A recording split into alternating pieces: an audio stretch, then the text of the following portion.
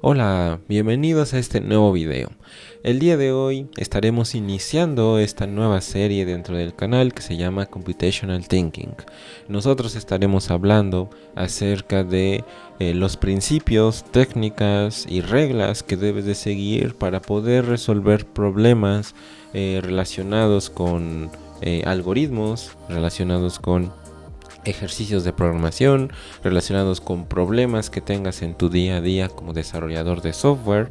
Este es uno de los temas más importantes dentro de el área de las ciencias computacionales y es justamente uno de los temas que pues raramente vemos contenido acerca de ello. Nosotros nos hemos dado cuenta a través de los meses y años de experiencia que llevamos en esto que a los alumnos les cuesta mucho resolver problemas o resolver ejercicios debido a que tienen que aplicar ciertos principios lógicos y como no tienen ese conocimiento o ese background tecnológico de alguna ingeniería o conocimiento científico, pues les cuesta bastante.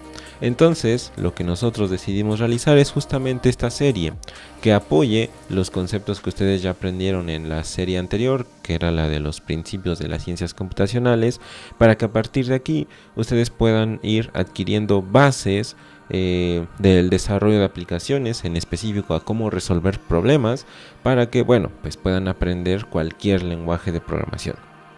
Una vez que nosotros finalicemos esta serie, vamos a poder, ahora sí, empezar con el aprendizaje de algún lenguaje de programación.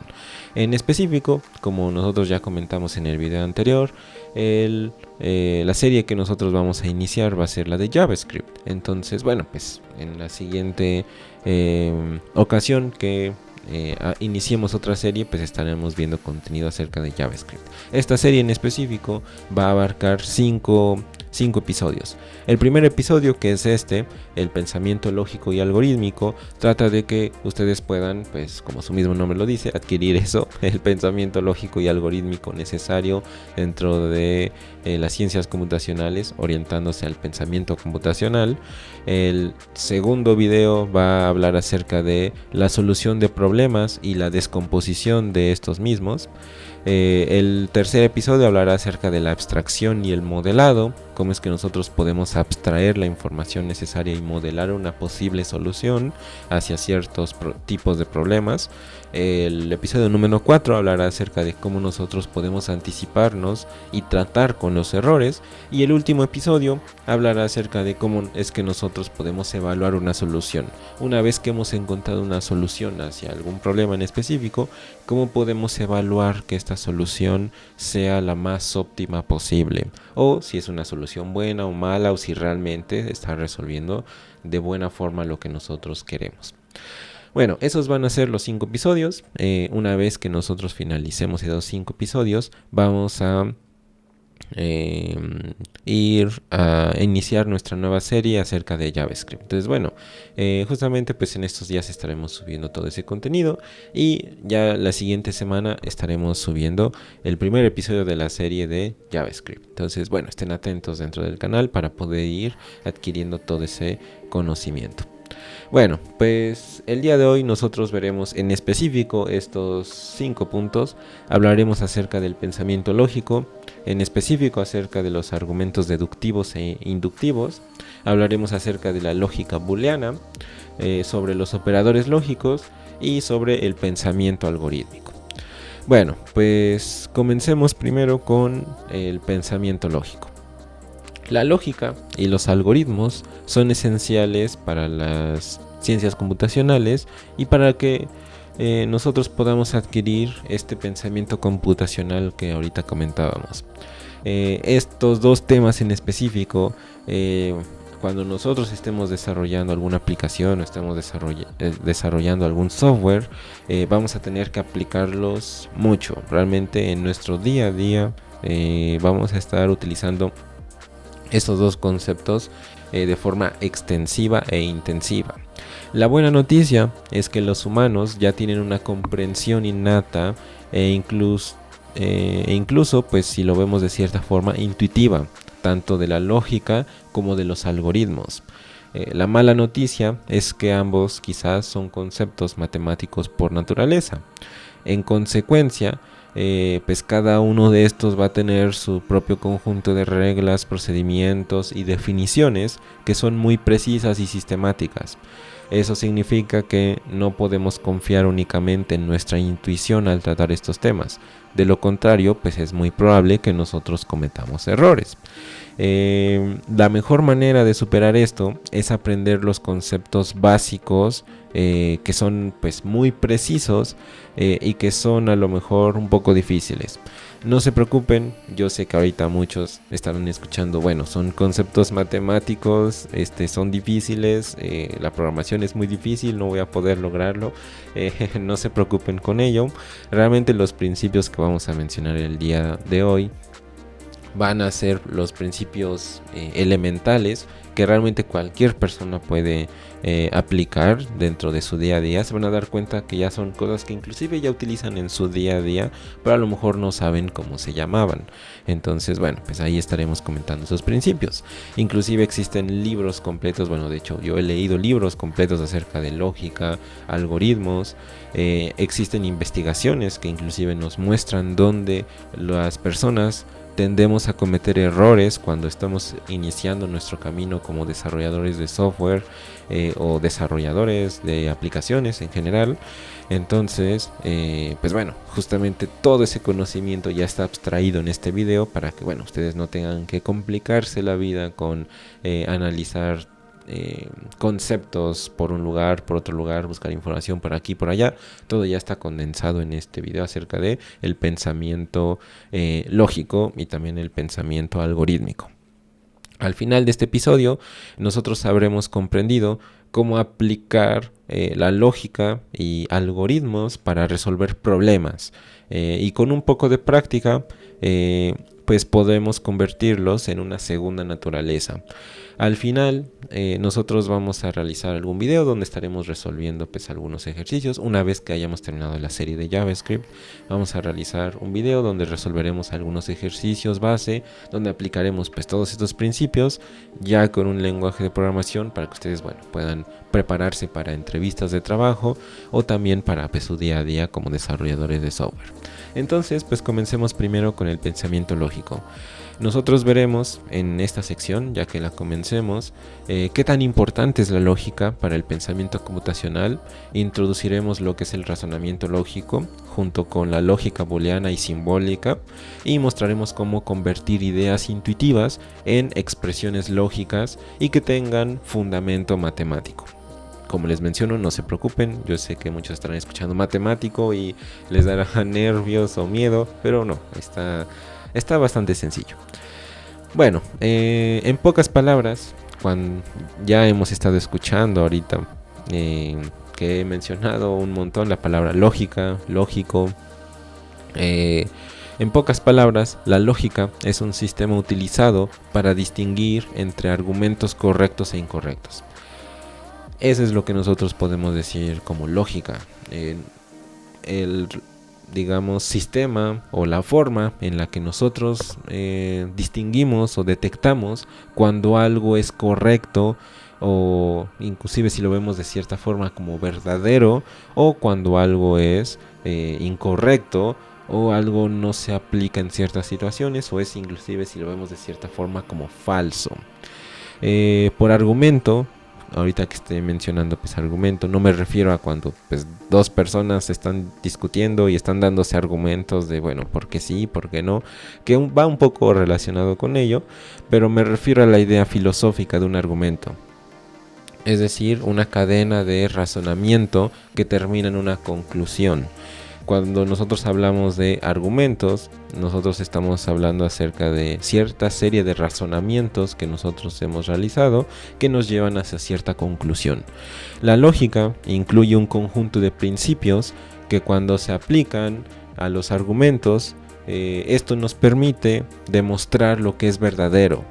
No necesitamos una capacitación especial para comenzar a realizar esto, como lo demuestra un ejemplo clásico de introducción a los argumentos lógicos. Por ejemplo, nosotros podemos notar cosas como esta: Sócrates es un hombre, todos los hombres son mortales, por lo tanto, Sócrates es mortal. Son tres si lo vemos de cierta forma, razonamientos que nos llevan hacia cierta conclusión. ¿Cuál es esa conclusión? Bueno, pues Sócrates es mortal. Aquí es donde nosotros estamos aplicando la lógica. Estamos analizando qué es lo que estamos diciendo y qué es lo que estamos pensando. Por ejemplo, nosotros sabemos que pues la persona que sea, por ejemplo, podemos ponerme inclusive de ejemplo. Yo pues soy un hombre en relación a que soy pues del género humano. Imaginemos, soy un humano. Nosotros sabemos que todos los humanos pues son mortales y que algún día pues nuestro tiempo se termina y pues adiós.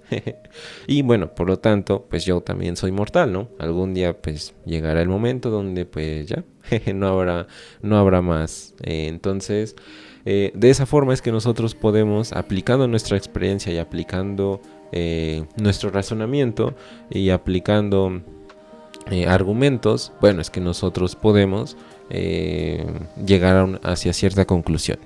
Inclusive aquellos de nosotros que no tengamos algún título de filosofía, entendemos seguramente este argumento.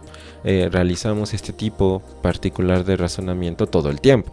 Por ejemplo, si estamos en una habitación en donde hace mucho frío y a lo mejor está soplando el viento, podemos nosotros quizás pensar que a lo mejor, y no sé, a lo mejor hay una ventana abierta, pues quizás nosotros podamos pensar, bueno, que la corriente de aire o el frío viene de la ventana. Entonces, ¿qué es lo que quizás haríamos? Bueno, pues si sentimos frío, pues a lo mejor cerrar la ventana para que no entre el frío y pues podamos tener una temperatura agradable. Justamente ese tipo de razonamiento lo realizamos día a día. Es algo que pues realizamos como personas, es algo inherente a nosotros como humanos. Sin embargo, en muchas ocasiones no siempre lo llevamos a cabo correctamente, lo que puede llevarnos a sacar conclusiones equivocadas, y dado que usamos computadoras esencialmente para automatizar nuestro razonamiento, debemos aprender a realizar la lógica correctamente antes de escribir una solución informática. Las computadoras realmente lo que van a hacer es traducir o recibir nuestras instrucciones, como ya lo hemos visto en la serie anterior de los fundamentos o principios de las ciencias computacionales. Nos van a permitir plasmar cierto conjunto de instrucciones para que nosotros podamos decirles qué cosas realizar, pero justamente las computadoras van a automatizar nuestro razonamiento. Nosotros pues vamos a pensar de cierta forma y lo que nosotros pensemos se lo vamos a decir a una computadora. Entonces es importante que sí sepamos pues correctamente analizar cierta problemática y poder plasmar una solución con sentido. Eso nos lleva a que, bueno, pues aplicar la lógica es una forma de desarrollar y probar una hipótesis. Yo puedo aplicar la lógica, a partir de eso es que nosotros estamos creando una hipótesis. Por ejemplo, en el ejemplo de la ventana. Si hace frío, bueno, pues mi primera hipótesis es que a lo mejor puedo voltear hacia cierto lugar y veo que cierta ventana está abierta, ¿no? Entonces digo, bueno, pues mi hipótesis es que la ventana está abierta, por lo tanto está entrando el aire, por lo tanto está haciendo frío. Entonces cierro la ventana, ¿no? E imaginemos que, pues bueno, cierro la ventana y pues sigue igual el clima, pues, o sigo sintiendo una corriente de aire.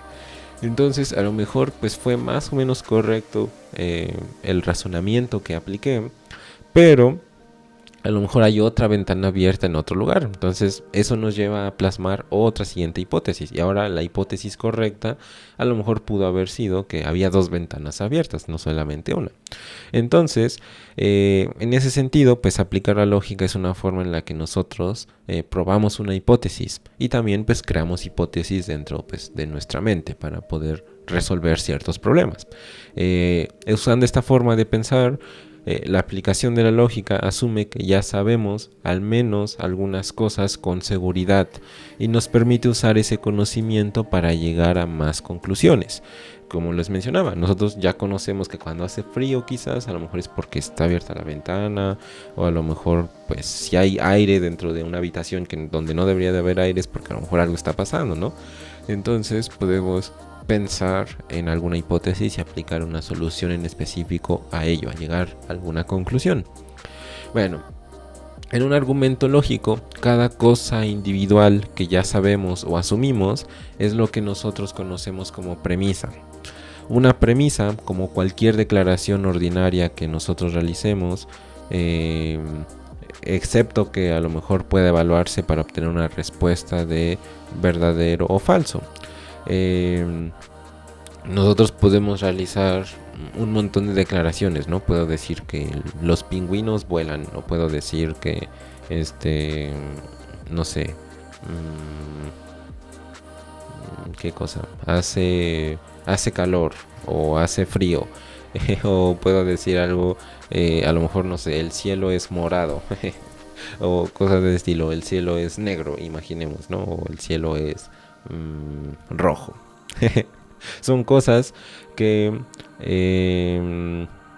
nosotros podemos realizar, son declaraciones que nosotros realizamos, salvo que las premisas pueden evaluarse como verdaderas o falsas. Por ejemplo, nosotros sabemos que a lo mejor el cielo no es rojo, o que los pingüinos pues no pueden volar, o si hace calor o hace frío, pues es algo que pues es, digamos, algo que ustedes pueden sentir, ¿no? Y pues a lo mejor yo digo hace calor, pero pues a lo mejor ustedes dicen, pero si hace un montón de frío. Entonces, bueno, son cosas que pueden traducirse quizás como verdadero o falso.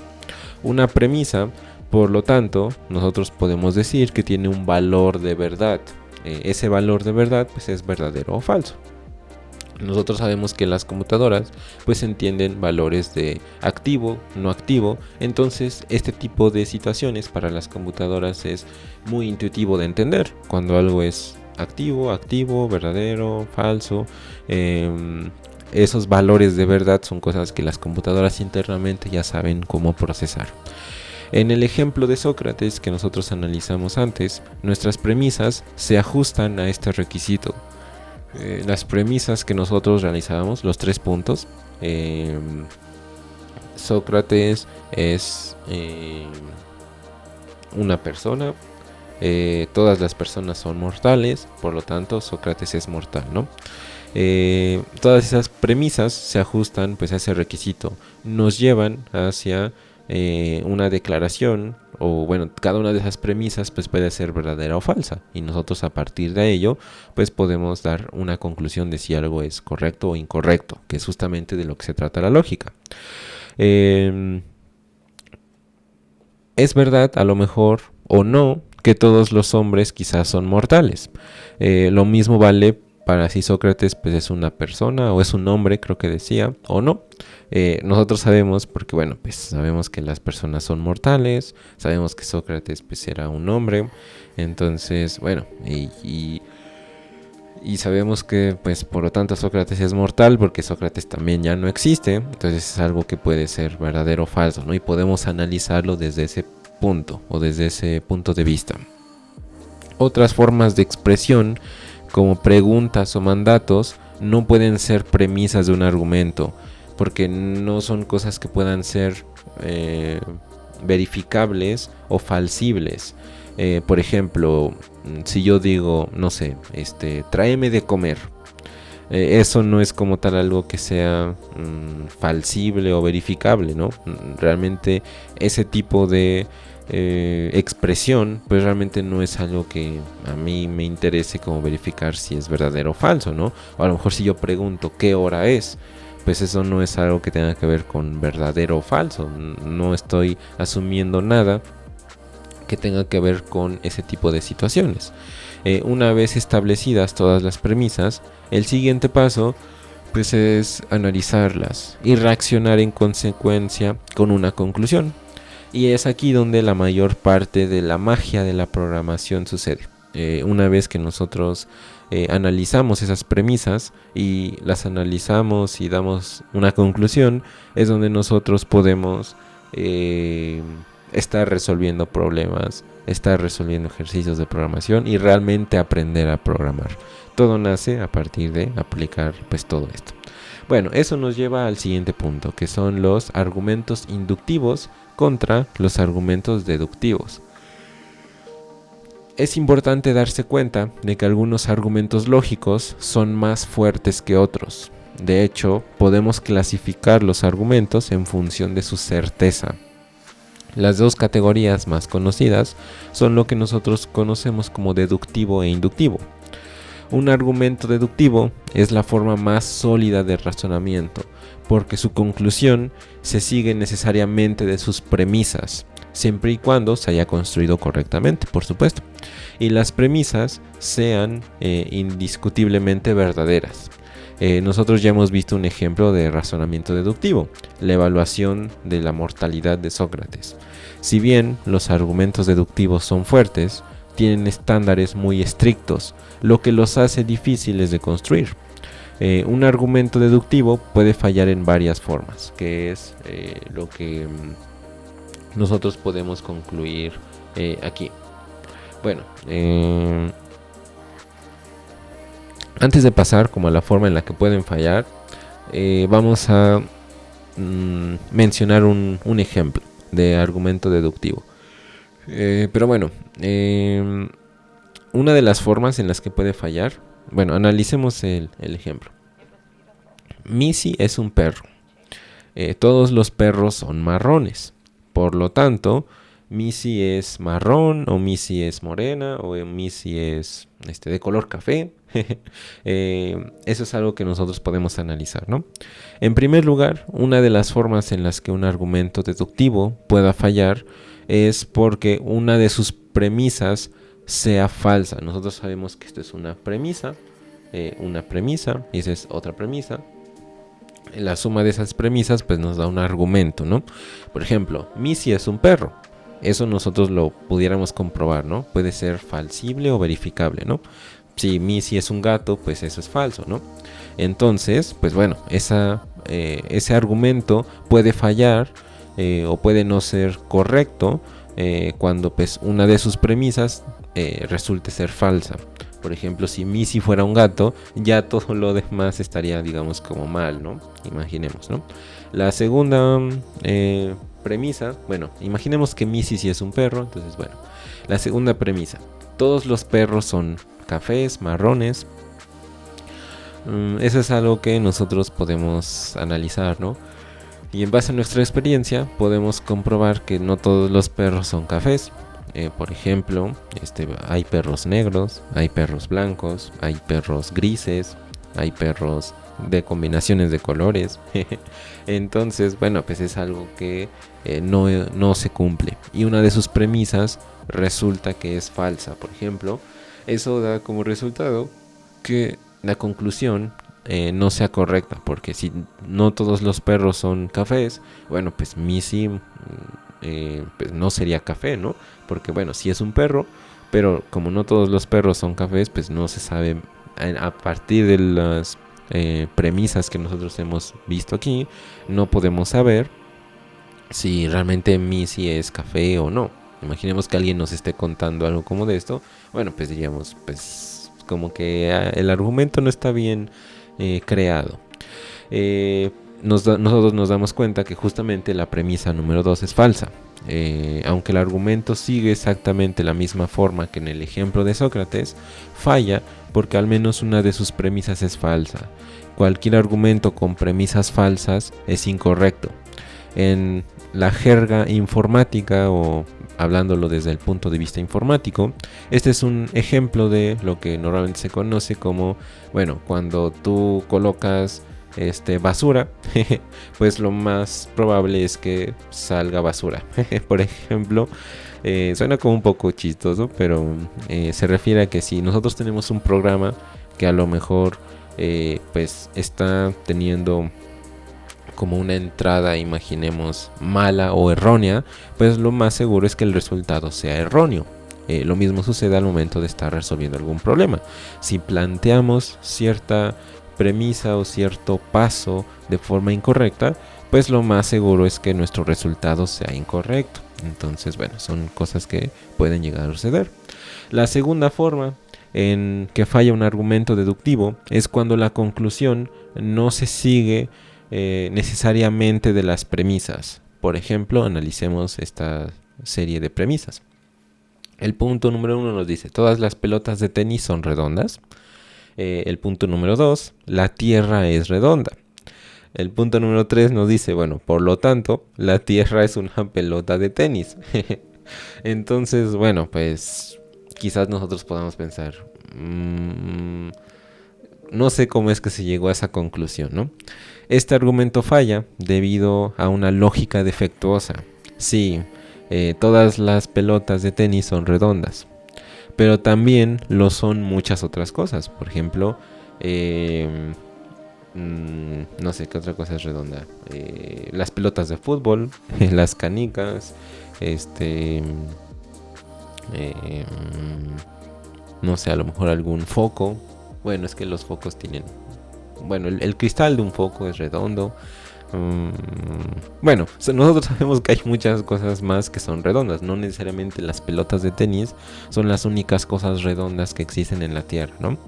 Entonces, eso nos puede llevar a una conclusión que quizás sea errónea, ¿no? Porque, bueno, pues la Tierra no...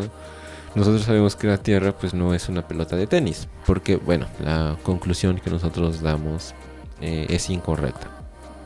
En términos simbólicos, este argumento sigue quizás la forma.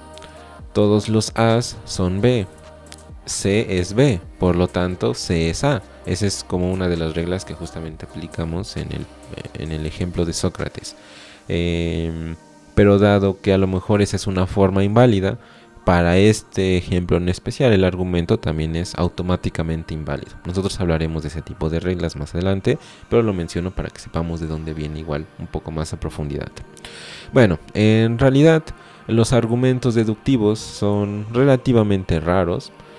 Por lo general nosotros los encontraremos solo cuando el conocimiento con el que estamos tratando sea agradable y ordenado. Sin embargo, el mundo real a menudo nos presenta un conocimiento irregular, desordenado o provisional. Los problemas de la vida real a menudo tienen matices, a pesar de lo que podamos leer quizás en las redes sociales. Para esto tenemos el razonamiento inductivo, que se ocupa de las probabilidades en lugar de las reglas estrictas de blanco y negro. Vamos a pasar con el siguiente punto, que es justamente ya entrando en el razonamiento inductivo. Nosotros comentábamos que dentro del razonamiento lógico pues habían dos tipos. El razonamiento deductivo, que es verlo en blanco y negro, o es correcto o es incorrecto. Nosotros podemos verlo de otra forma, en escalas de grises. Por ejemplo, ¿qué tan probable es que suceda algo? Aquí nos dice que bueno, pues las premisas en un argumento inductivo no son incuestionablemente verdaderas. Por ejemplo, dentro de los ejercicios o ejemplos que hemos puesto anteriormente, notaremos que pues podemos cuestionarlos si son verdaderos o falsas. Y si algo pues ya es verdadero, pues bueno, es incuestionable, ¿no? No podemos, o bueno, podemos dar pruebas a lo mejor de que algo no es así. Y eso pues cambiaría el resultado, ¿no? Pero bueno, a final de cuentas, en base a ese resultado de correcto e incorrecto, podemos llegar a una conclusión en base a esas premisas. En el caso del razonamiento inductivo, eso no se cumple y cada una de las premisas que nosotros tengamos van a tener cierto nivel de confianza. La forma de argumento no garantiza que la conclusión sea verdadera, pero probablemente resulte en una conclusión confiable. Por ejemplo, analicemos lo que tenemos aquí. Una bolsa contiene 99 bolas rojas y una bola negra. 100 personas, cada una de esas personas saca una bola de la bolsa. Sara es una de esas 100 personas. Por lo tanto, Sara probablemente, o lo más seguro, es que Sara haya sacado una bola roja. ¿Por qué? Bueno, pues porque nosotros sabemos que hay 99 bolas rojas y solamente una bola negra. Dentro de las 100 personas que existen, si nosotros no supiéramos el resultado, diríamos, bueno, pues lo más seguro, más seguro es que Sara haya sacado una bola roja. Esto es lo que nosotros conocemos como un razonamiento inductivo, que es correcto, es un razonamiento inductivo correcto, siempre que reconozcamos el aspecto de probabilidad que esté involucrado. si nosotros ya nos ponemos un poco más matemáticos, pues pudiéramos decir que hay un 99% de probabilidad de que Sara haya sacado una bola roja y un 1% de probabilidad de que Sara haya sacado una bola negra. Estos aspectos del razonamiento son importantes en el pensamiento computacional porque las computadoras están involucradas. La respuesta que da una computadora es tan confiable como el razonamiento que nosotros vayamos a aplicar en ese proceso que vayamos a realizar. Y dado que una computadora está automatizando nuestro razonamiento, es nuestra responsabilidad asegurarnos de que ese razonamiento es válido. Le estamos dando a la computadora pues una entrada confiable y que nos preguntemos a lo mejor si sabemos cómo interpretar qué conclusión informa la computadora. Es decir, si el resultado es incuestionablemente verdadero, es decir, si el resultado fue deductivo o probablemente verdadero, es decir, si el razonamiento que ocupamos fue inductivo. Por ejemplo, es un poco nuestra tarea aplicar esos tres principios. Que nuestros razonamientos sean correctos, que le demos a la computadora una entrada confiable para que, bueno, a partir de las instrucciones que le demos y esa información, pues pueda automatizar esa tarea. Y bueno, también debemos de preguntarnos si sabemos interpretar los resultados. Esos son los 3 puntos más importantes que podemos sacar de todo esto en el pensamiento computacional. Pasemos con la siguiente parte, que es acerca de la lógica booleana. La lógica booleana se debe su nombre a esta persona que estamos viendo aquí, una persona que se llama George Boole. George Boole pues fue un matemático y lógico de Gran Bretaña o británico. Fue inventor de lo que se conoce como el álgebra de Boole, que marcó los fundamentos de la aritmética computacional moderna. Gracias a este señor, bueno, pues es que nosotros le llamamos así, lógica booleana, o es, como en muchas ocasiones escucharán, algo que se conoce como un booleano, algo que es verdadero o falso. Esta lógica booleana es muy importante porque aunque gran parte de nuestro razonamiento es inductivo, las computadoras no están bien equipadas para manejar tonos de grises. Su naturaleza binaria las hace más aptas para tratar asuntos en blanco y negro, verdadero o falso, activo o desactivo.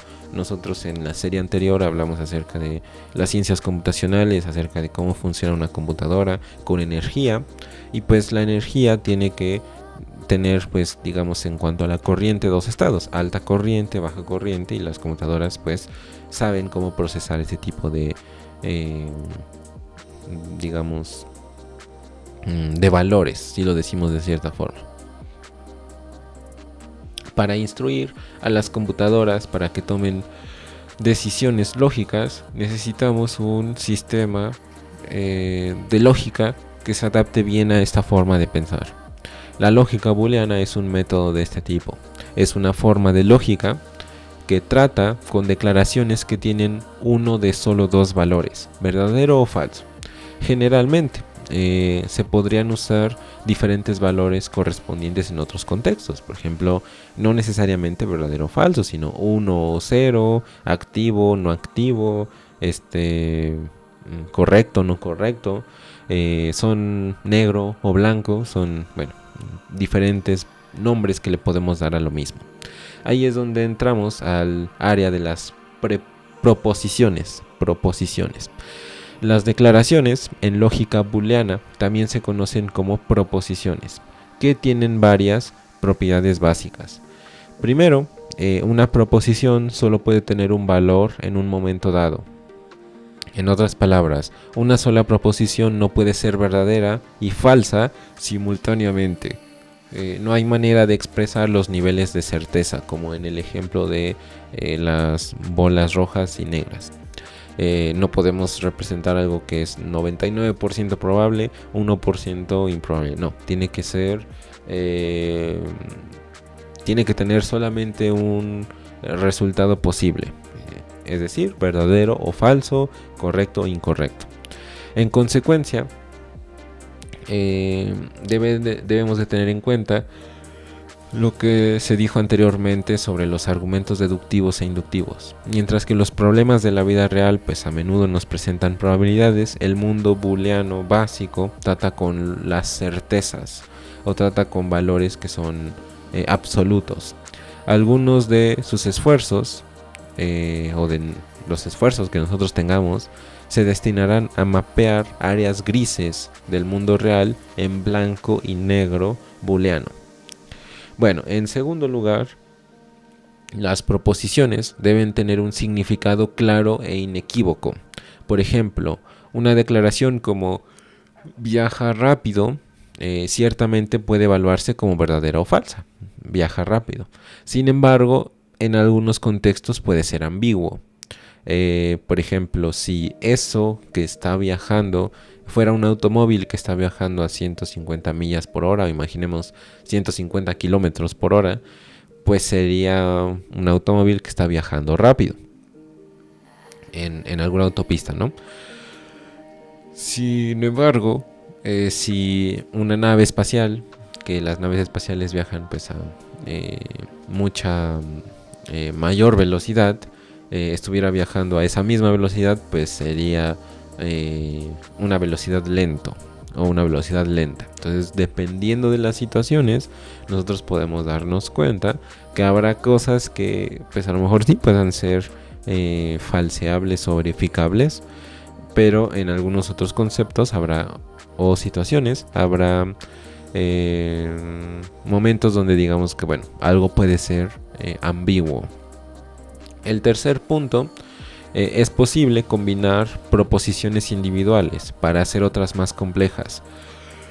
Es lo que nosotros llamamos como proposiciones compuestas.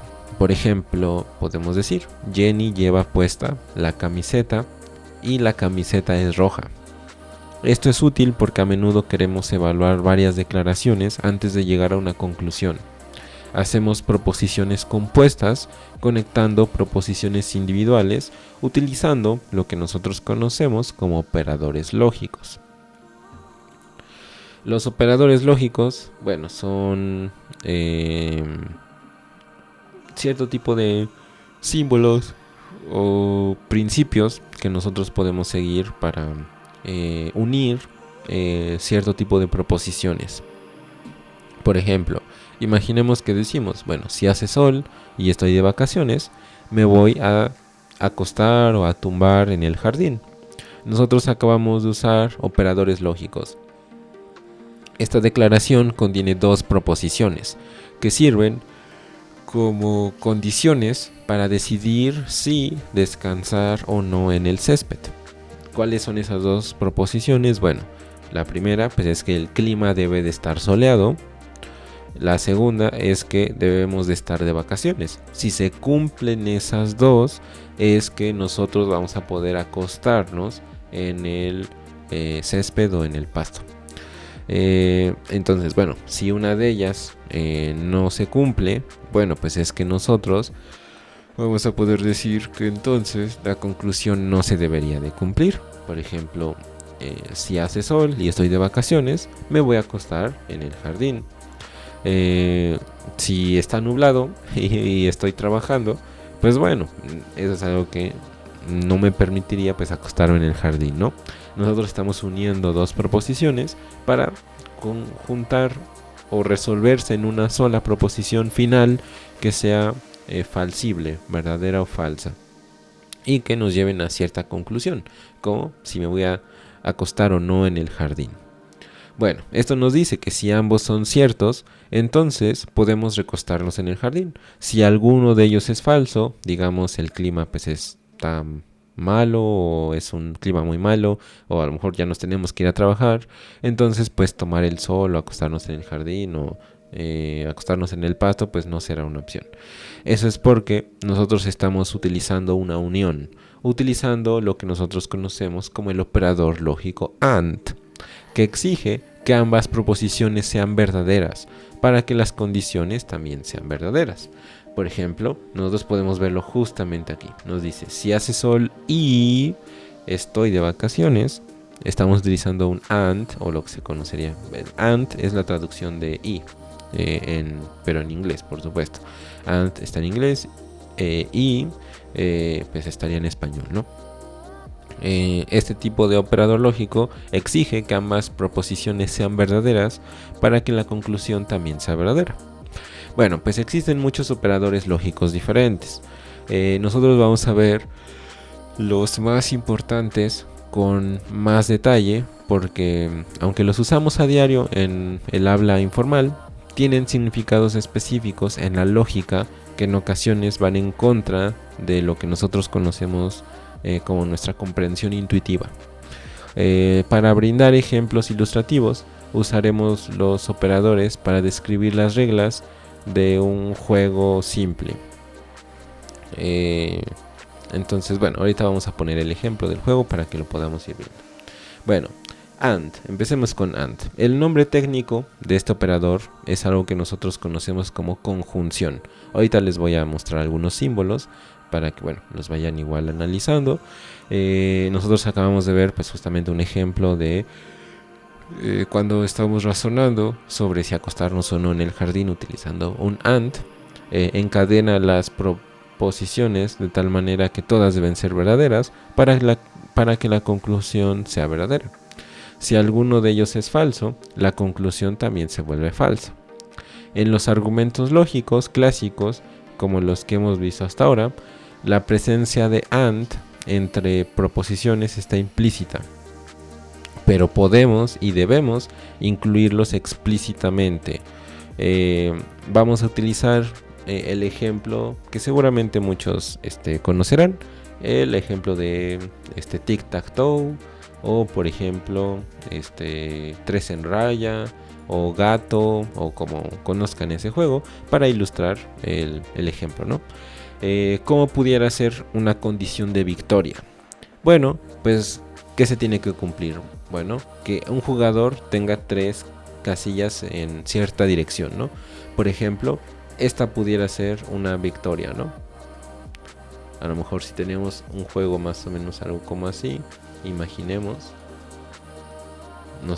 si viéramos ese juego, pudiéramos notar que justamente una persona ya ha ganado. ¿Por qué?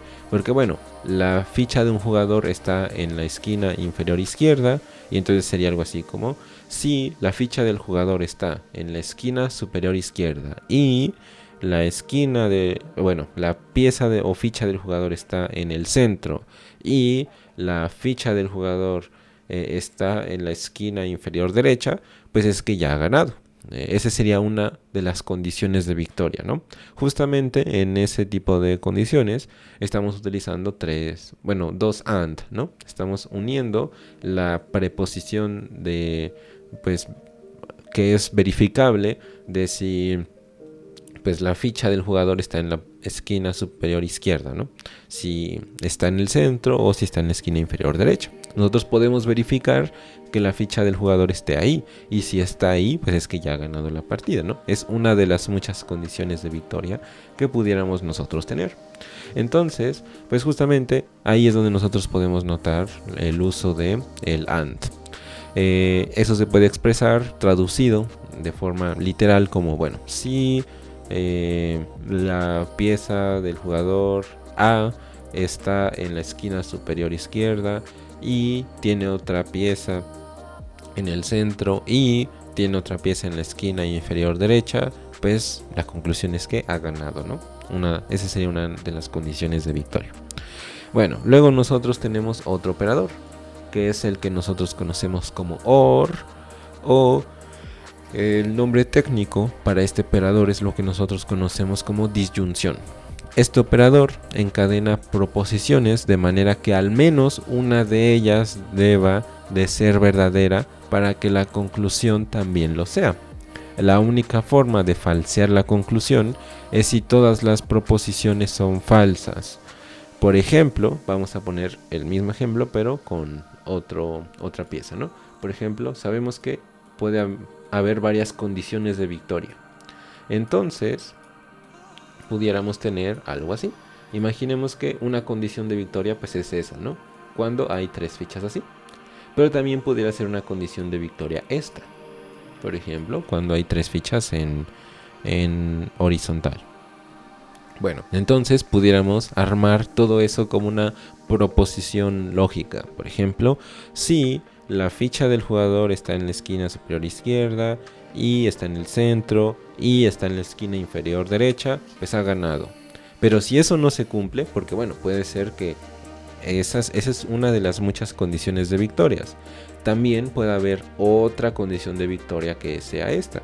Entonces, la otra sería, bueno, si la esquina, si el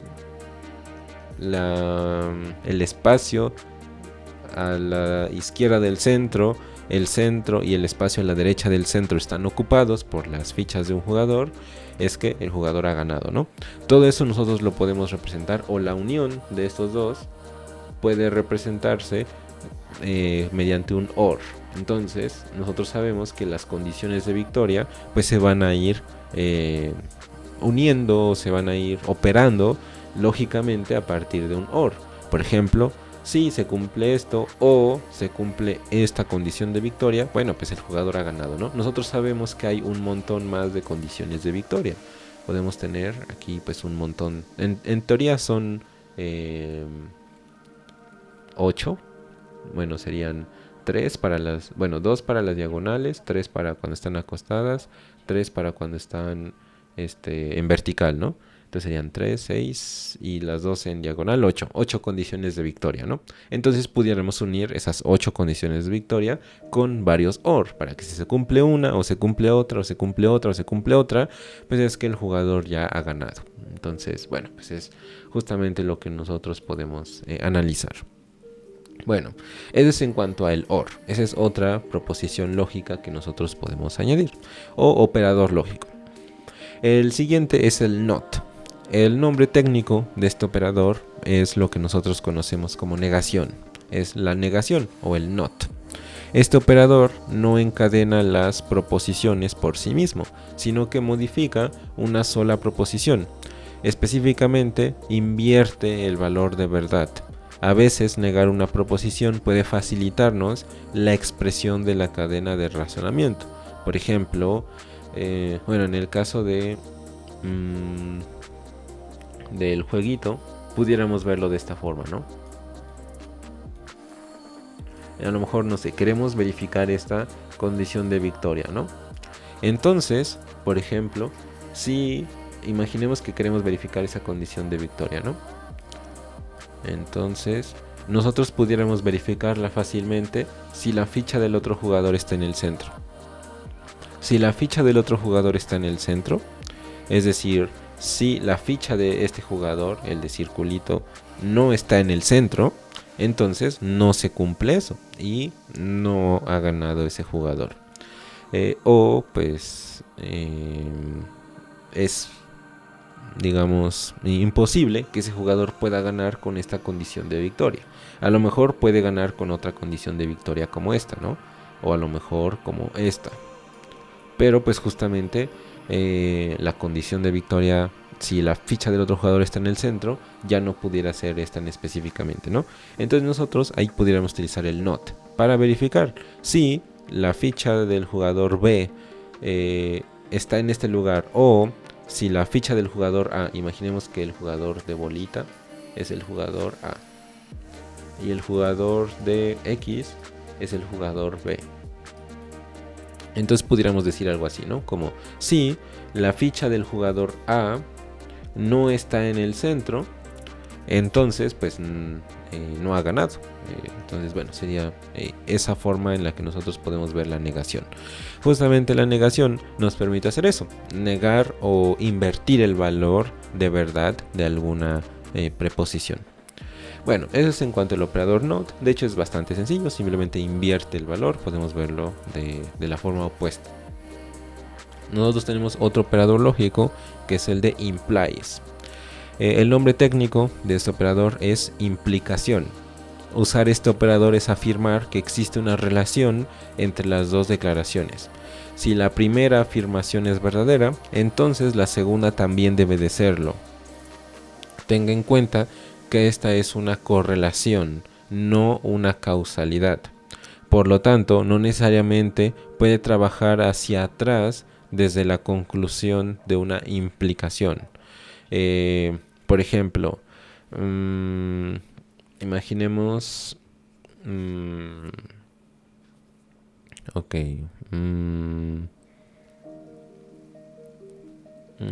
Imaginemos, ¿no? Un jugador... bueno, el juego terminó. Imaginemos, ¿no? A ver, ¿cómo lo podemos poner? Con el mismo juego, para que lo podamos analizar. Bueno, nosotros sabemos que hay varias formas de que termine el juego, ¿no? Por ejemplo, una de las formas es que el jugador ganó. Entonces, si el jugador ganó o completó 3 elementos en raya, bueno, pues el juego termina, ¿no? Pero nosotros no podemos llegar desde la conclusión hacia el objetivo. Esto es lo que se conoce como correlación. Por ejemplo, si yo tengo, bueno, si el jugador ganó, pues la correlación que existe es que el juego ha terminado. Pero no es causalidad, o no es la única causa que puede hacer que el juego termine. También puede terminar el juego porque una persona empató. Entonces yo no puedo utilizar, por ejemplo, esta expresión para utilizar, digamos, el revés para llegar a una conclusión desde el final.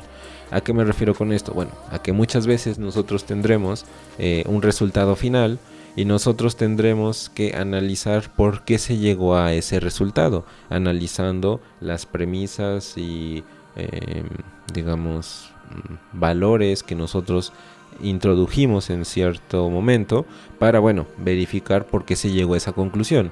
Habrá ocasiones donde nosotros estemos utilizando el implies y eso nos, digamos, obliga a tomar diferentes técnicas para poder analizar por qué se llegó a esa conclusión, ¿no?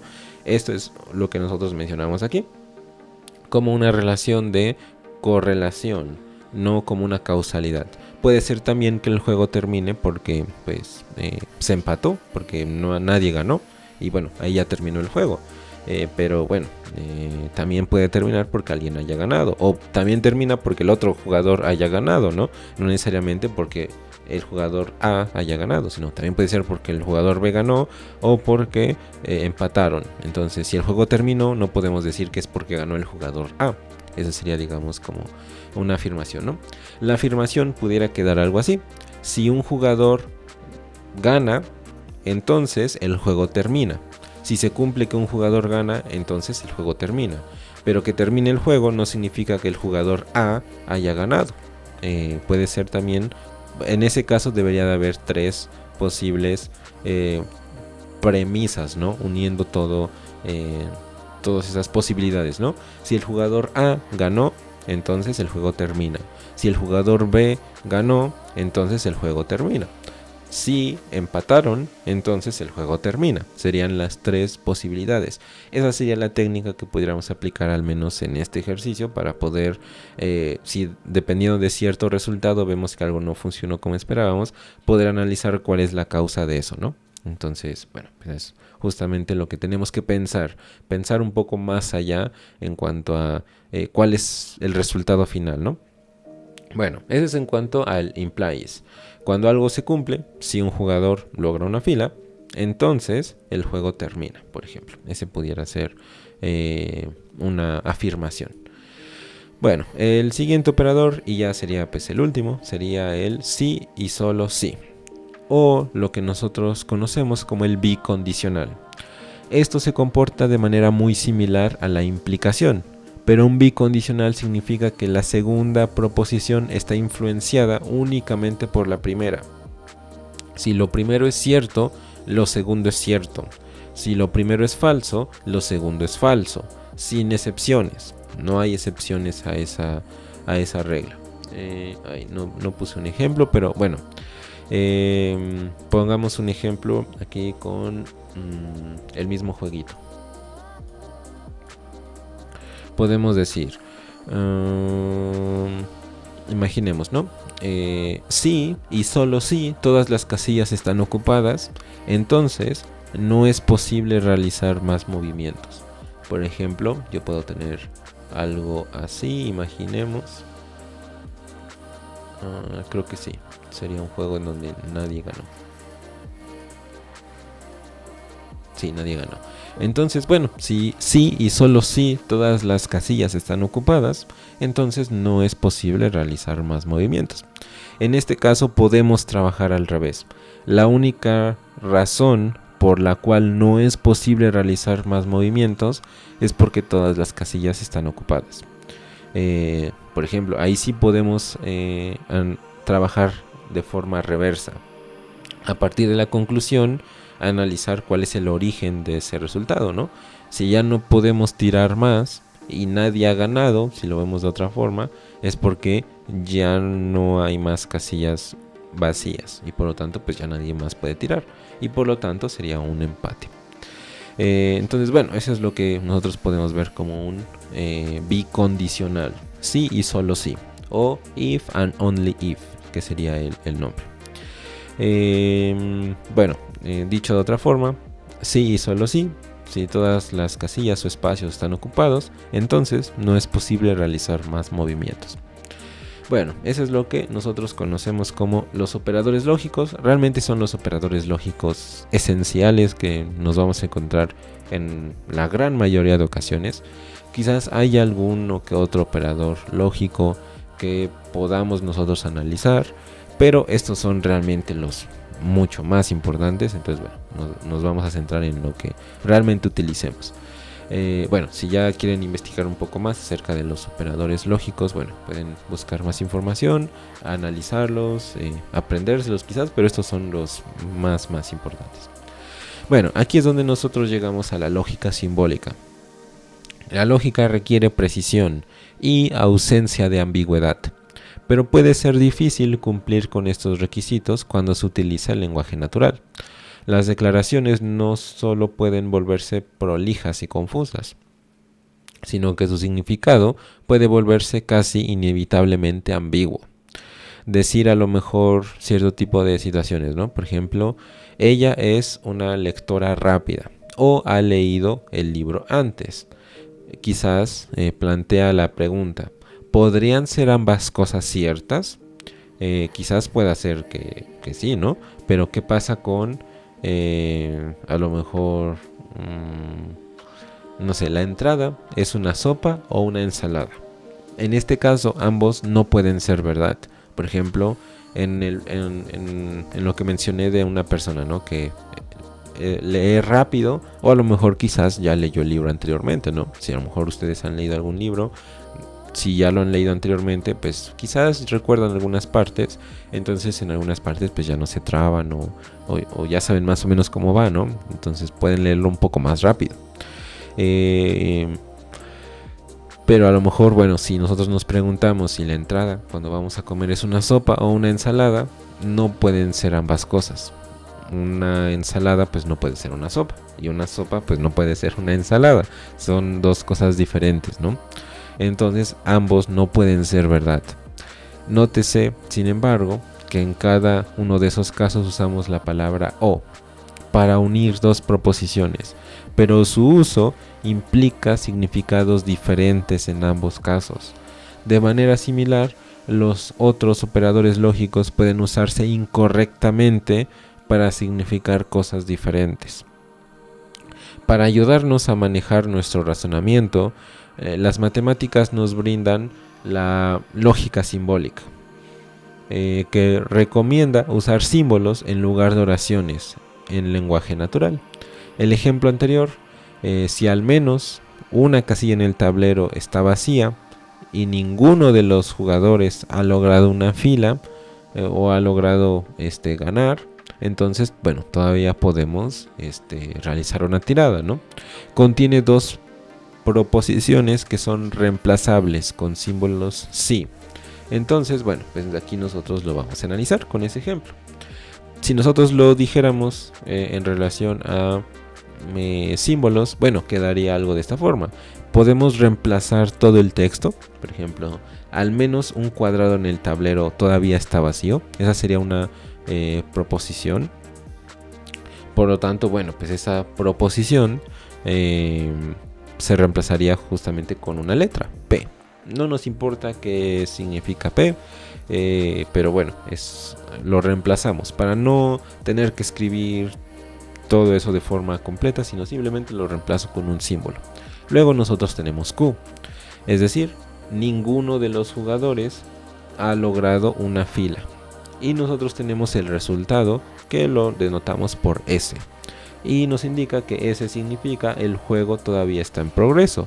Si nosotros lo hubiéramos hecho en símbolo, pudiéramos decir algo así. Si P y Q, es decir, si al menos un cuadrado en el tablero todavía está vacío y ninguno de los jugadores ha logrado una fila, entonces S. Y S es, bueno, el juego todavía está en progreso. Entonces sería algo así como si al menos un cuadrado en el tablero todavía está vacío y ninguno de los jugadores ha logrado una fila, entonces el juego todavía está en progreso. Nosotros podemos reemplazar todas esas proposiciones por símbolos y simplemente reemplazarlo de esta forma. Si P y Q, entonces S. Esa es una forma en la que nosotros podemos reemplazar cada uno de los valores que nosotros podemos analizar dentro de cierta expresión y podemos verificar si todo eso se cumple o no, dependiendo de si cada una de estas pues, es verdadero o falso. Eso no solo a lo mejor reduce el desorden, como lo podemos ver. Ya sea que P sea una cosa u otra cosa, podemos reemplazarlo con lo que nosotros queramos. Sino que también vuelve un poco más intuitivo tratar cada proposición como una variable.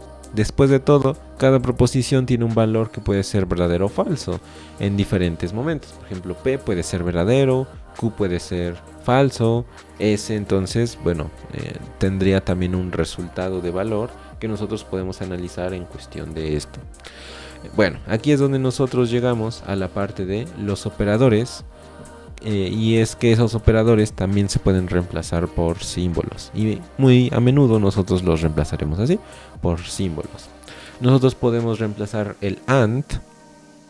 Aquí nótese que es justamente el operador lógico AND y ese operador lógico se reemplaza con la V invertida o la A sin el palito del medio.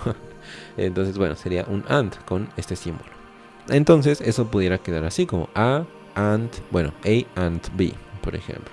El operador lógico OR puede reemplazarse con la V, o bueno, pues con, bueno, sí, este símbolo. Y pudiera quedar algo así como A or B. El NOT puede reemplazarse por este simbolito. También está disponible el... Bueno, creo que es más común de utilizar este símbolo, pero también pudiera utilizarse, me parece que este simbolito. Pero bueno, ese creo que sí es el más común. ¿Qué significaría not A o la negación de A? Si A es verdadero o falso, cuando tiene la negación, el valor, recordemos que se vuelve el inverso. Entonces, si A fuera verdadero, como está negado, pues A sería falso. Entonces sería la negación de A. Implies es la flechita. Y bueno, if and only if, el bicondicional, pues bueno, va en los dos sentidos. Serían los operadores lógicos que pudiéramos nosotros tener. Por lo tanto, en nuestro ejemplo, pudiéramos reemplazarlo de esta forma. Nosotros sabemos que AND va con la V invertida, entonces sería P and Q, el bicondicional o el if and only if, S. Sería algo así, ¿no? Pero ya reemplazado con símbolos quedaría algo así. Nosotros sabemos que P y Q, bicondicional S, o entonces S. Ese sería, digamos, como una forma de nosotros de verlo. Recordemos la diferencia entre implies y if and only if. Nosotros estamos utilizando el ejemplo que vimos al último del if and only if. Y bueno, si ya no hay ningún movimiento que podamos realizar, significa que ya no hay ninguna casilla vacía, por lo tanto podemos llegar desde la conclusión hacia cuál fue la entrada inicial, ¿no? Entonces, bueno, por eso aquí colocamos el bicondicional. Pero bueno, ese es en cuanto a la simbología. Les recomiendo que analicen estos símbolos, lo empiecen a pensar, bueno, cuando vean alguna cosa que digan que empiece alguna oración con sí, por ejemplo, sí, ahorro tanto dinero, entonces voy a ir a cenar a cierto lugar, ¿no? Imaginemos. Si ustedes dicen algo así, les recomiendo que lo empiecen a pensar con símbolos, ¿no? Bueno, quitarían el sí, simplemente colocarían su oración. Por ejemplo, si ahorro tanto dinero, bueno, P sería tanto dinero, ¿no? Si ahorro tanto dinero. Q sería, bueno, es que en mi caso, si ahorro tanto dinero es una condición muy simple, ¿no? Si ahorro tanto dinero, entonces voy a cenar a cierto lugar, ¿no? Si fui a cenar a cierto lugar, significaría que ahorré tanto dinero, ¿no? Entonces es una bicondicional. Por lo tanto, bueno, pues sería algo así como P bicondicional S, algo así, ¿no? En el caso de lo que yo dije. Les recomiendo que cuando digan algo así, empiecen a pensarlo como de forma más lógica o con lógica de Boole o lógica booleana para que bueno, puedan ir interiorizando esos conceptos y puedan ir sabiendo cómo funciona todo ello, ¿no? Bueno, entonces vamos a pasar con el pensamiento algorítmico. Bueno, aquí es donde nosotros ya vamos a ir analizando pues varias cosas. Bueno, antes de pasar con esto, antes de que se me olvide, hay una cosa que nosotros tenemos que analizar, que son las tablas de verdad. Aquí yo ya no lo tengo como ejemplificado, pero lo voy a poner aquí. Realmente son tablas de verdad muy sencillas en relación a valores de P y valores de Q. Y el resultado, en este caso lo que sería pues S. Imaginemos que nosotros estamos utilizando un AND, por ejemplo P AND Q. Imaginemos, ¿no? Esa sería nuestra tabla de verdad. En este caso, la tabla de verdad para el AND. En el caso de la tabla de verdad, por ejemplo, si P es verdadero y Q es verdadero, entonces P y Q también será verdadero. Nosotros sabemos que con el AND, cuando se unen esas dos proposiciones, es que nosotros podemos analizar. Si ambas son verdaderas, entonces el resultado es verdadero. Pero ambas deben de ser verdaderas. Si una de ellas es falsa, el resultado será falso. Por ejemplo, si P es verdadero y Q es falso, entonces P y Q será falso. Lo mismo sucede al revés. Si P es falso y Q es verdadero, entonces, bueno, P y Q también será falso. Recordemos, así es como funciona el AND. Si una se cumple y la otra se cumple, entonces es verdadero. Si una se cumple y la otra no, entonces es falso. Si ambas son falsas, bueno, pues el resultado es falso también. La única forma dentro de un AND que el resultado sea verdadero es que las dos proposiciones sean verdaderas. Si una de ellas es falsa, pues esto no se cumpliría y toda la expresión o toda esta expresión sería marcada como falsa. Bueno, aquí de hecho me equivoqué, es falso. Bueno, ustedes pueden irlo analizando de esa forma. Por ejemplo, la tabla del OR. Vamos a colocar la del OR para que lo veamos. Bueno, también se puede mostrar con ceros y unos. Por ejemplo, un poco más relacionado con lo que vimos en la serie anterior de los principios de las ciencias computacionales. Sabemos que las computadoras entienden los ceros y unos. Por ejemplo, bueno, 0 con 0 pues es 0. 0 con 1 en este caso pues sería también 0. Cuando estamos utilizando un AND, por supuesto, si estamos sumando 2 bits, imaginemos, ahí ya no. 0 más 1, ahí ya sabemos que es 1. Pero bueno, en este caso cuando usamos explícitamente un AND, cuando estamos aplicando lógica de Boole o operaciones booleanas, bueno, ahí sí, 0 y 1 en el AND sería 0. Si uno se cumple y otro no se cumple, bueno, entonces es falso o 0 en este caso, ¿no? Por ejemplo, aquí 1 y en este caso 0, pues sabemos que el resultado sería 0 o falso. Y cuando ambos son 1, si lo vemos en términos de bits, bueno, pues el resultado sería un 1 o un bit de encendido. Bueno, eso si lo viéramos, por ejemplo, en un circuito, nosotros tendríamos, pues, de hecho existe un circuito lógico que se llama así, justamente el AND, que es algo como así, que tiene dos entradas y donde entran diferentes cargas, se aplica dentro del circuito la suma de esas cargas y da como resultado una carga, y si las dos cargas pues que entraron aquí fueron altas, el resultado será una carga alta. Si una de ellas fue baja, pues el resultado es bajo. Eso es en cuanto a los circuitos que tienen integradas nuestras computadoras para realizar ese tipo de operaciones. Pero bueno, son cosas que suceden dentro de una computadora. Bueno, eso es en cuanto al AND. Ahora pasemos, por ejemplo, a la tabla de verdad del OR, que esa es otra cosa que igual es interesante de ver. Ahí nosotros lo podemos analizar y poder ver, bueno, qué es lo que sucede. También pudiéramos armar una tabla de verdad, por ejemplo, de la expresión que nosotros pudiéramos tener. Entonces, bueno, pues a ver, analicemos la del OR para ver algo. Lo voy a colocar con true y false para que sea quizás como un poco más simple de ver. Por ejemplo, true y acá pongámosle true. Cuando ambos son verdaderos, pues bueno, el resultado es verdadero. Recordemos que el OR nos indica si alguno de ellos es verdadero, entonces todo el resultado será verdadero. Si alguno de ellos. Entonces, ¿eso qué significa? Bueno, que si P es verdadero y por ejemplo Q llegara a ser falso, no importa, con que una de las preposiciones sea verdadera, pues la otra preposición también será, el resultado final también será verdadero. Por ejemplo, aquí sería true. Yo ahorita estoy haciendo la tablita un poco más manual, también para que, bueno, se la aprendan. Esto sí es muy importante que lo interioricen. Ustedes lo van a interiorizar ya cuando empecemos a ver ejercicios con programación y todo, porque ahí es donde vamos a aplicar pues todo esto. Pero bueno, sí es importante que al menos por ahorita lo conozcan. Ya después, bueno, pues pueden irlo interiorizando. Bueno, aquí sí sería falso. Si este es falso y por ejemplo Q fuera verdadero, entonces pues todo sería verdadero. Si uno de ellos, no importa si es el primero o el segundo, es verdadero, o si ambos son verdaderos, es verdadero. La única forma en la que nosotros podamos tener el resultado falso es que ambas expresiones o proposiciones sean falsos, que sería el último caso.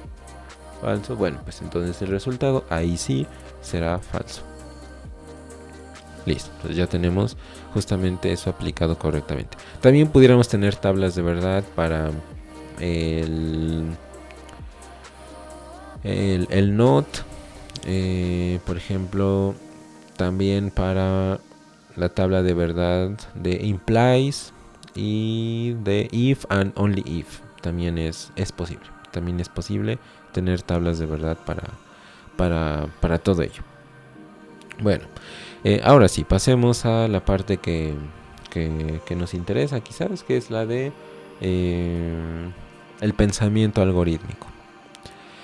Bueno, para iniciar con este tema, que ya es el último del día de hoy, ya introducirnos hacia el pensamiento algorítmico es algo pues interesante. Bueno, cuando nosotros nos empezamos a meter dentro del pensamiento algorítmico, vamos a notar que vamos a pasar del pensamiento lógico al pensamiento algorítmico. Es un proceso natural, pasar de lo lógico a lo algorítmico.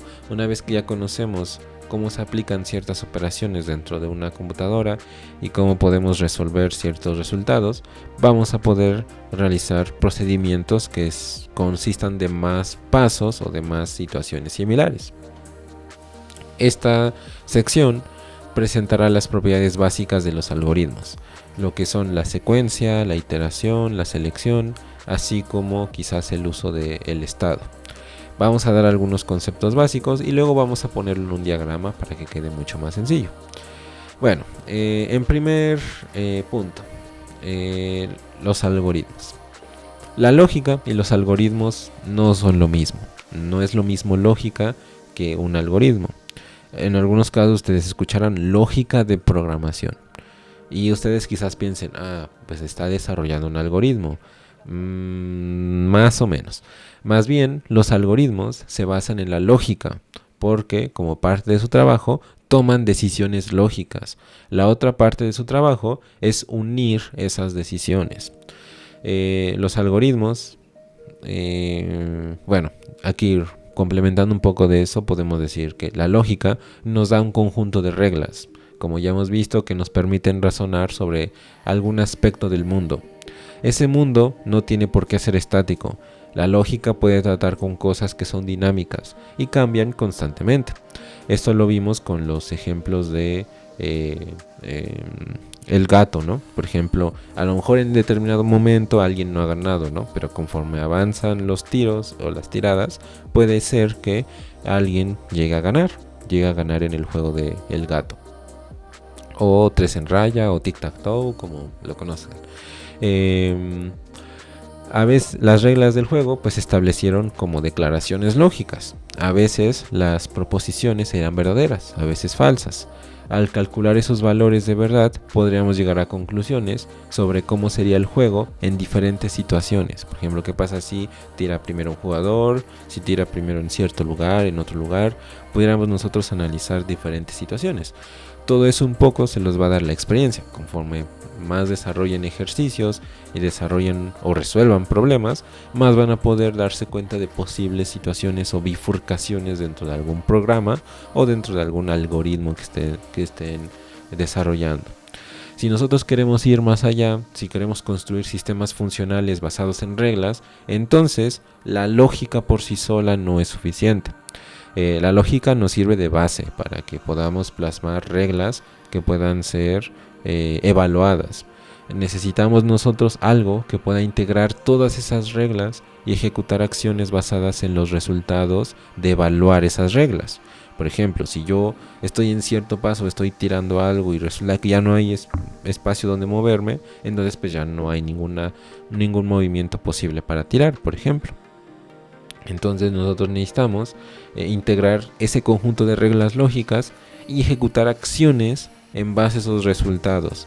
Si, por ejemplo, ya no hay espacio para tirar o ya no hay casillas disponibles para tirar, entonces a lo mejor podamos en nuestro programa decir al usuario, terminó el juego, ¿no? Imaginemos, o algo así.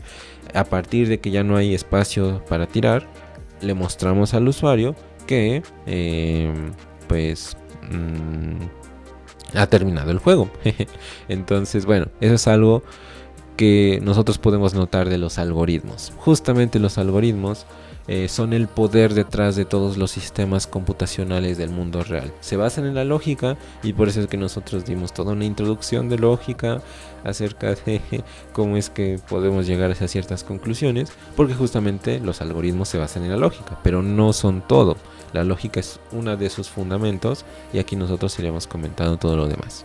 Bueno, ya en específico, los algoritmos son una forma de especificar una tarea de varios pasos. Es una serie de instrucciones y son especialmente útiles cuando queremos explicar a un tercero, ya sea un humano o una computadora, cómo realizar los pasos con extrema precisión.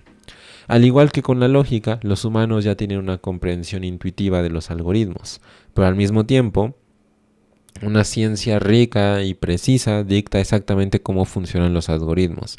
Obtener una comprensión más profunda de esto mejorará pues nuestro pensamiento algorítmico, que es el objetivo del día de hoy. Esto es importante porque un algoritmo correcto es la base de cualquier solución que nosotros plasmemos en cierta computadora. Bueno, pues aquí es donde nosotros mencionamos el tema de la intuición contra la precisión.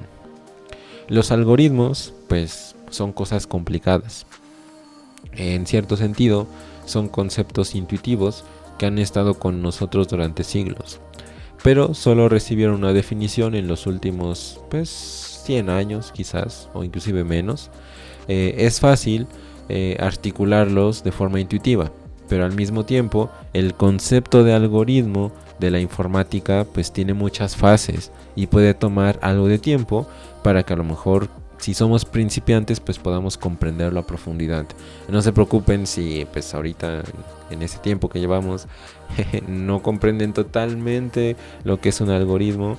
Eso lleva meses, inclusive años. Conozco personas que llevan años programando y aún así les cuestan cierto tipo de ejercicios, porque pues bueno, implican mucha lógica, mucho razonamiento, y ese razonamiento pues requiere de que ustedes conozcan de muchas cosas y tengan experiencia en muchas otras cosas. Entonces bueno, pues es cuestión de tiempo, pero al menos al inicio sí deben de poder resolver cosas sencillas. Por supuesto que bueno, al inicio con cosas sencillas no deberían de tener ningún problema, y a partir de ir aumentando el nivel pueden ir notando que van mejorando su habilidad para introducir el pensamiento algorítmico dentro de la resolución de problemas. Bueno, la primera parte es en cuanto a la precisión que mencionábamos. Los primeros pioneros de la informática pues examinaron lo que significaba comunicar ideas a una computadora. Buscaron un medio para que tomemos las ideas en nuestras cabezas y las pongamos en una forma que las computadoras puedan entender y calcular algún procedimiento o algún resultado por nosotros. Descubrieron que nuestras ideas existentes e intuitivas de algoritmos eran insuficientes, por lo que tomaron esas ideas y las reformaron en el tipo de forma clara e inequívoca que requieren las computadoras. Al hacerlo, hicieron de los algoritmos nuestro medio para dar instrucciones a las computadoras. Esa precisión o esa búsqueda de precisión esa búsqueda de mayor precisión se hizo que pues sí, pudiéramos tener algoritmos mucho más precisos. Los algoritmos también se volvieron en cierta forma más complejos, tanto que una descripción formal de ellos puede extenderse por varios párrafos. Por ejemplo, podemos tener algoritmos para resolver cierta problemática en particular que bueno, requiera un libro completo. Por ejemplo, hay problemas de machine learning o de inteligencia artificial que hay libros completos acerca de cómo es que se resuelve cierta cosa teóricamente, que bueno, pues requiere de mucho texto para descifrar cómo es que funciona, ¿no? Pero sigue siendo un algoritmo. Los algoritmos se han vuelto más complejos. En nuestro caso, la mejor manera de abordar una definición es tomar cada una de las propiedades de los algoritmos una por una y irla explicando. En el camino usaremos una analogía con una de nuestras ideas intuitivas de un algoritmo. En este caso, seguir una receta para ayudarnos a comprender. El algoritmo más común o el algoritmo que ustedes seguramente en algún momento habrán utilizado puede ser una receta de cocina. Yo creo que todos los que están viendo este video, si no es así, dejen un comentario. Yo nunca lo he hecho, o si no también dejen un comentario de que no, pues sí, tienes razón. Yo creo que todos sí han preparado algún sándwich o han preparado algo súper sencillo de su país.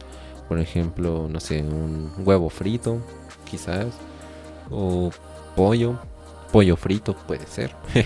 Son cosas que, bueno, pues seguramente en algún momento habrán preparado. Entonces, yo creo que sí saben los pasos de cómo se realiza, ¿no? No creo que primero, por ejemplo, si están haciendo un sándwich, primero pongan el jamón y luego el pan, ¿no? Por ejemplo, bueno, últimamente, bueno, hace algunos meses vi la película de Buzz Lightyear y pues bueno, justamente en esa película ponían jamón, pan, jamón y pues se puede, ¿no? Se puede, pero quizás el resultado puede ser algo extraño para la mayoría de personas, ¿no? Entonces, bueno, pues ese tipo de situaciones o de algoritmos son cosas que nosotros vamos a poder analizar en base a una receta. La receta es el algoritmo pues más simple o común que nosotros podemos encontrarnos. Bueno, la definición de algún algoritmo es compleja e involucra varias propiedades, por lo tanto, bueno, pues aquí las vamos a analizar. La primera de ellas es la colección de pasos individuales. La primera propiedad a mencionar simplemente reafirma algo dicho anteriormente. Un algoritmo es una colección de pasos individuales. una receta, por ejemplo, se ajusta a esta analogía de manera bastante simple. Podemos nosotros tener cosas como precalentar el horno a 180 grados o agregar 2 cucharadas de azúcar. Nosotros sabemos que eso va en orden: paso 1, paso 2, paso 3, paso 4, paso 5. Eso va en orden porque de esa forma es que nosotros podemos decir esas instrucciones a nuestra computadora. Nuestra computadora va a ejecutar en orden todas las instrucciones que nosotros le demos. Nuestra computadora no va a ejecutar primero paso 1, luego paso 5, luego paso 2, luego paso 4, luego paso 3. No, va a ir paso 1, paso 2, paso 3, paso 4. Un algoritmo se compone de una colección de pasos individuales. Y esa es una de las propiedades más esenciales que hay que conocer. Paso 1, paso 2 y bueno, así sucesivamente hasta terminar con todos los pasos y llegar al final. Luego nosotros vamos a tener la definición. A continuación de la propiedad de colección de pasos individuales, nosotros tendremos la definición, o bueno, en inglés se le conoce como definiteness, que es, si lo vemos, o lo que significa esto, es que cada paso debe definirse con precisión. Cada paso en un algoritmo puede tener uno y solo un significado. Por ejemplo, si yo le doy un paso a algo, por ejemplo, imaginemos que le digo, bueno, a una persona, ¿no? Tráeme algo de color azul. Bueno, pues a lo mejor una persona puede decir, ok, voy a traer algo de color azul. Y bueno, va a ir a algún lugar y va a buscar algo de color azul y te lo va a traer, ¿no? Porque sabe diferenciar el color azul y sabe cuando algo es de color azul. En el caso de nuestras computadoras, bueno, nosotros pudiéramos armar algún algoritmo que detecte cuando algo es de color azul y traernos algo de color azul, pudiera ser. Pero en la gran mayoría de los casos, nosotros tenemos que decir a nuestra computadora específicamente qué queremos. Por ejemplo, bueno, tráeme algo de color azul. Una fruta azul, mora azul. Imaginemos, tráeme una mora azul. Imaginemos, ¿no? Que yo le digo a mi computadora, haz esto. Tiene que ser así de específico. No puede ser, bueno, tráeme algo como ambiguo o algo que, no sé, pueda tener varios significados, sino que, bueno, debe de ser algo específico. Del mismo modo, los chefs que siguen recetas han llegado a la misma conclusión, por lo que producen recetas utilizando medidas precisas, en lugar de escribir cosas como algo de azúcar o cocínalo un ratito. Por ejemplo, imagínense que en una receta diga cocínalo un ratito. Bueno, ¿qué ratito? 10 minutos, 5 minutos, media hora, 3 horas. Bueno, son medidas específicas y tiempo específico. Entonces tenemos que ser precisos en la definición. Lo otro es secuencial. Los pasos que componen el proceso deben realizarse en el orden especificado, muy relacionado al primer punto. Si no lo hace, significa que el resultado de ejecutar el algoritmo probablemente sea incorrecto. En la analogía de alguna receta, cortar una cebolla en cubitos y freír la cebolla son pasos diferentes. Si cortamos una cebolla en dados antes de freírla, tiene un resultado diferente que si lo hiciéramos al contrario.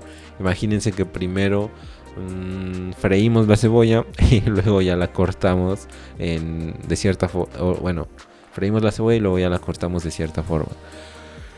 Entonces, bueno, pues tiene un resultado diferente. O imagínense que tratamos de deshebrar carne. Pues bueno, primero tenemos que hervirla, ¿no? Pero imaginemos que tratamos de deshebrar carne cruda. Es un resultado muy diferente. Entonces tiene que ser paso 1, paso 2.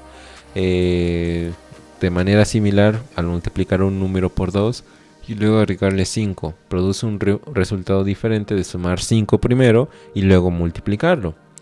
Al igual que una receta, debemos respetar la secuencia cuando ejecuta un algoritmo para que tenga un resultado significativo y un resultado correcto o un resultado esperado. Bueno, antes de finalizar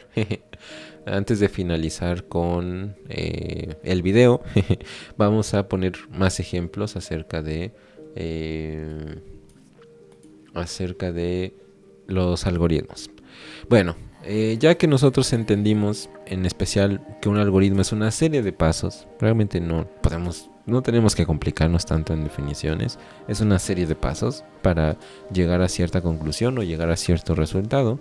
Una vez que ya entendimos eso, bueno, pues es que nosotros podemos empezar a plasmar cierto tipo de situaciones dentro de nuestra imaginación. Piensen en algún algoritmo, en alguna receta, en alguna serie de pasos que realizan para hacer algo. Por ejemplo, no sé, imagínense que van a andar en bicicleta o que a lo mejor se van a preparar para un partido de fútbol o lo que sea. Bueno, pues van a realizar una serie de pasos. Primero, a lo mejor si van a jugar un partido de fútbol, a lo mejor no sé, pues primero tienen que llegar a la cancha, ¿no? Llegar en tiempo y forma. Luego tienen que pues prepararse, ¿no? Cambiarse, tienen que pues quitarse la ropa que tenían a lo mejor de su casa, luego ponerse la ropa de entrenamiento, de partido. Primero se ponen las calcetas, luego se ponen los tenis, no primero se ponen los tenis y luego las calcetas. Entonces bueno, son cosas que ustedes pueden analizar.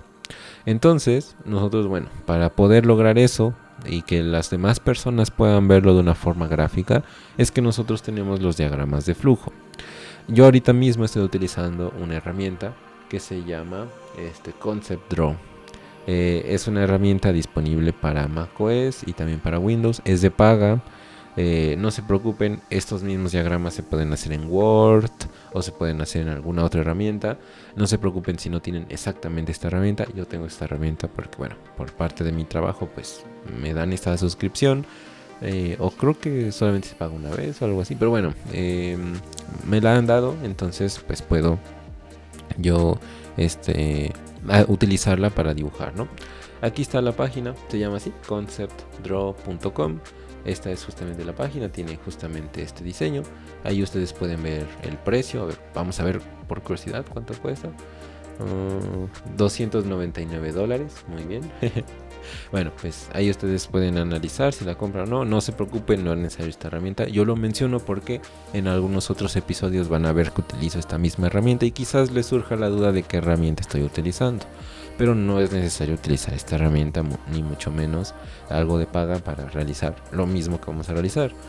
A lo mejor ya si utilizan diagramas, por ejemplo, para la nube un poco más complejos, que en mi caso sí realizo bastantes de ese tipo de diagramas, bueno, entonces pues a lo mejor sí puedan adquirir la herramienta, ¿no? Pero bueno, pueden realizar este mismo diagrama con cualquier otra cosa. Les recomiendo que busquen un algoritmo que les haga interesante y realicen el diagrama para que, bueno, puedan ir practicando cómo realizar también diagramas, porque eso es algo muy importante. Cuando estén trabajando en alguna empresa, deben de saber realizar diagramas para poder compartirle a los desarrolladores de su equipo pues cómo van a realizar cierto tipo de tareas. Entonces, bueno, pues aprender a hacer diagramas también es algo muy importante y les recomiendo que lo practiquen. Es una habilidad blanda muy importante dentro de alguna empresa o alguna startup. Bueno, vamos a colocar un elemento de inicio. Realmente es este bloque, el de inicio y el de final. Aquí ya tiene color. Realmente, bueno, pues tiene color y por lo tanto, pues puedo yo ponerlo de esa forma. Lo puse de ese color para que al menos no se vea todo del mismo color. Ya venir aquí preparado. Siempre que iniciamos un diagrama de flujo, vamos a tener estas dos partes, el inicio y el final. El inicio y el final normalmente van con una especie de rombo. No es un rombo, de óvalo. Una especie de óvalo. Tiene un nombre. Realmente tiene un nombre. Es lo que nosotros conocemos como un...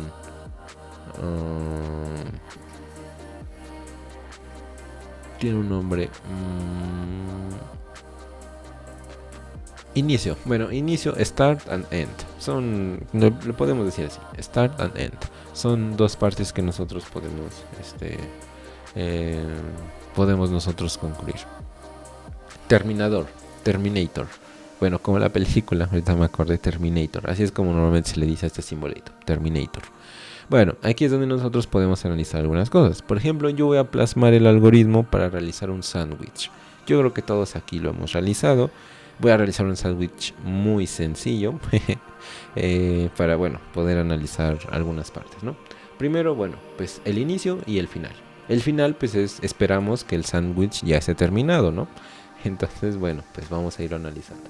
Nosotros vamos a poder denotar un proceso con el rectángulo. Ese se llama justamente así, proceso o proceso. Dentro de un diagrama de flujo, el simbolito de rectángulo se llama proceso.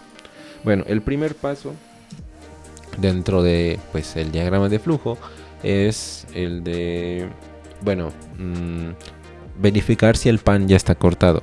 Puede ser que ya compren el pan cortado en, pues, rebanadas de pan o compren el pan completo. Entonces, bueno, el primer paso de hecho es verificar que el pan está cortado.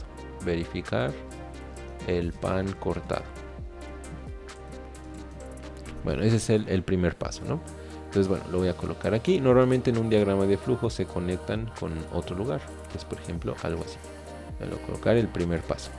Bueno, el segundo paso es, bueno, dependiendo de si está cortado o no, quizás realicemos una cosa u otra, ¿no? Por ejemplo, bueno, aquí voy a colocar este símbolo, ese es un rombo y se conoce como decisión.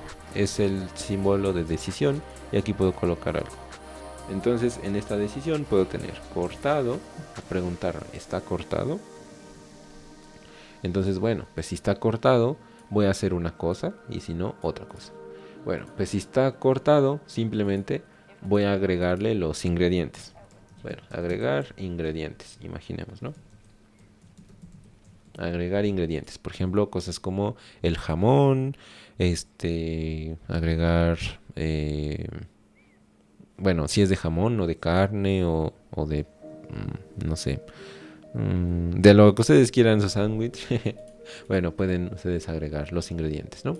Entonces, bueno, si está cortado, pues bueno, ok, sí, está bien. Está agregar ingredientes. Si eso no se cumpliera, si no se cumpliera que está cortado, bueno, pues entonces lo que tengo que hacer es cortar el pan en rebanadas.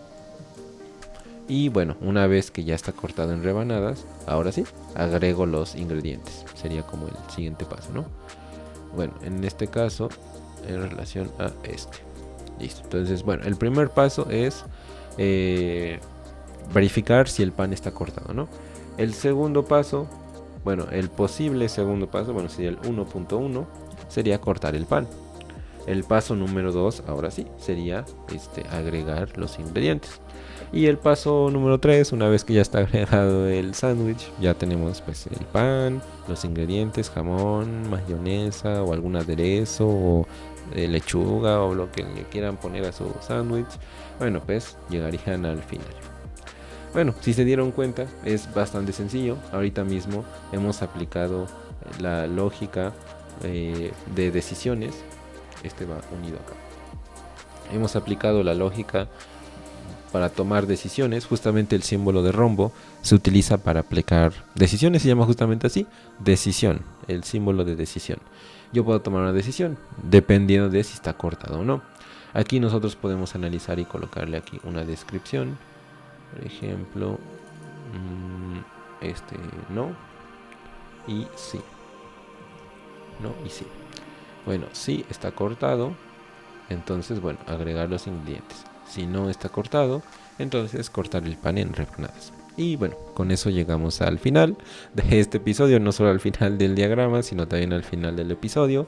Ha sido un episodio, pues quizás un poco largo, donde hemos analizado pues un montón de cosas acerca de cómo adquirir lógica, cuáles son los principios que podemos aplicar al momento de decidir qué tipo de acciones queremos realizar.